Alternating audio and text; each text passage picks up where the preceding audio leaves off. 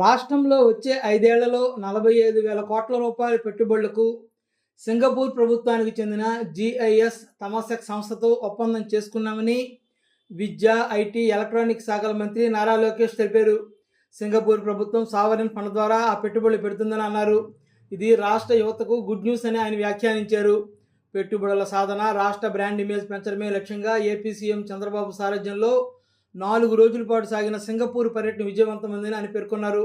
ఉండవల్లిలోని తన నివాసంలో ఏర్పాటు చేసిన మీడియా సమావేశంలో నారా లోకేష్ సింగపూర్ పర్యటన విశేషాలు తెలియజేశారు. డివైస్ మ్యానుఫ్యాక్చరింగ్, ఐటీ పరిశ్రమలు మేము ఈరోజు తీసుకెళ్తున్నాం. ఇవన్నీ మీకు ఎందుకు చెప్తున్నానంటే క్లస్టరైజేషన్ అనేది చాలా ఇంపార్టెంట్.